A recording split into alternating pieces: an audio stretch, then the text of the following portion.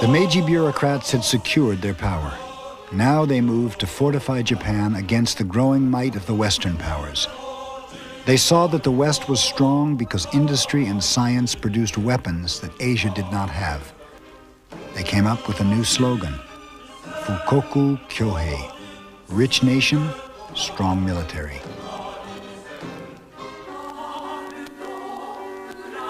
To make the nation rich and the military strong, Japan had to find a way to pay for it. That meant finding something that other countries wanted to buy. In Japan, that was silk.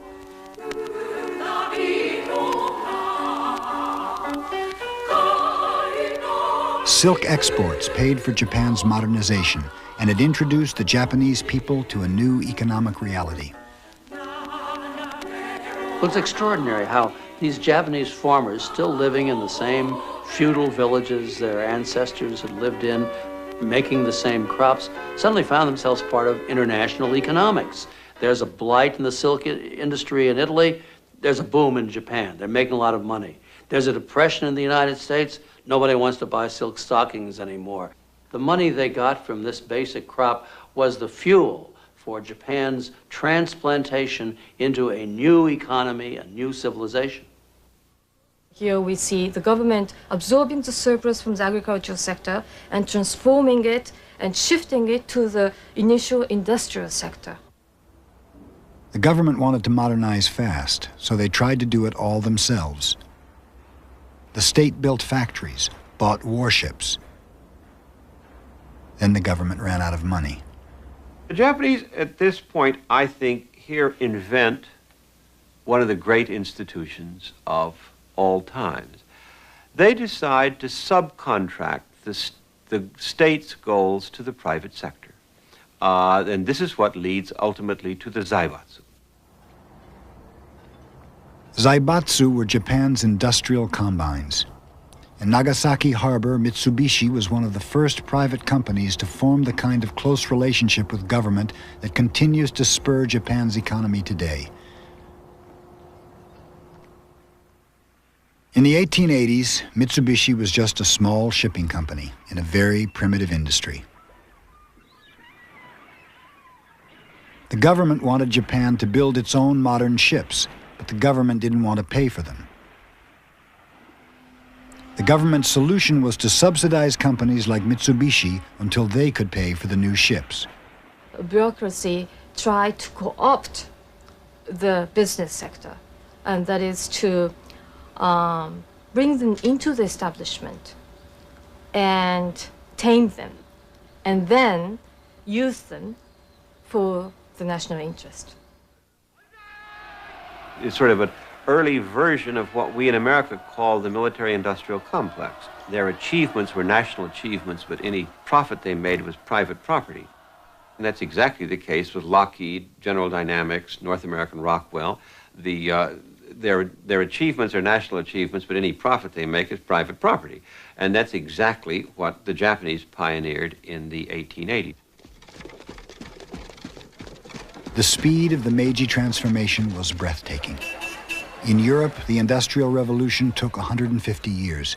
Japan went from rice paddies to factories in less than 40. Family silk farms led to textile factories and then to steel mills. 15 years after Perry gave the shogun a toy train, the Japanese had built a real railway from Tokyo to Yokohama.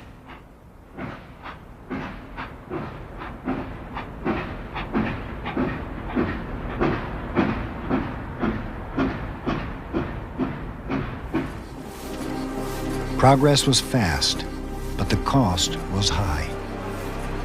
In textile mills, girls as young as 11 years old worked 12 to 19 hours a day in stifling sweatshops.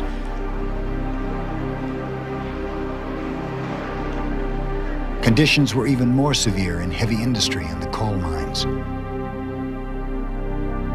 The worst of these was Gunkajima, Battleship Island.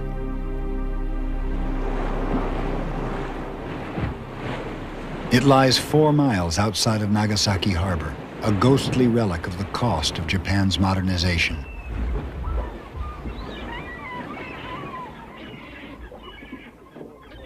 During Meiji, Battleship Island was a Mitsubishi coal mine, surrounded by a high wall meant to keep the sea out and the people in.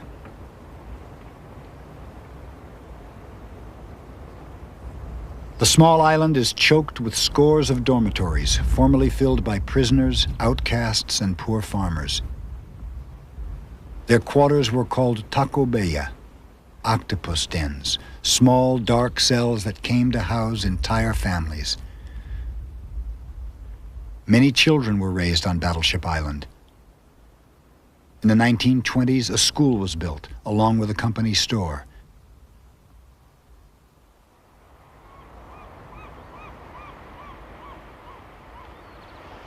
But in the Meiji era, children joined their mothers and fathers in the burning hot shafts of the island's towering mountain of coal.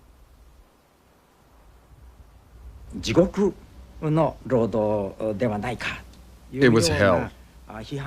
This kind of mine work was true hell. It was a very big problem. Many people tried to escape, but they couldn't, because it was an island. Records show that when people were caught trying to leave, they met a horrible end.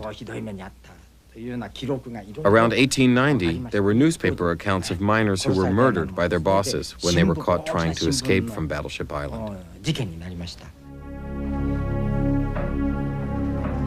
Inside the coal pits, temperatures rose to 130 degrees. Men and women worked nearly naked, crawling in shafts too low to allow them to stand.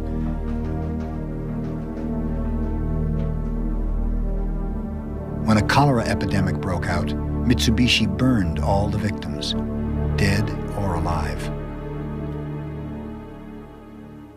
This is what happens when a society does this. Moves from agriculture to industry. It is a very costly and miserable transition. And Japan did as bad and as well as the rest of these countries, both then and the countries that are doing it now.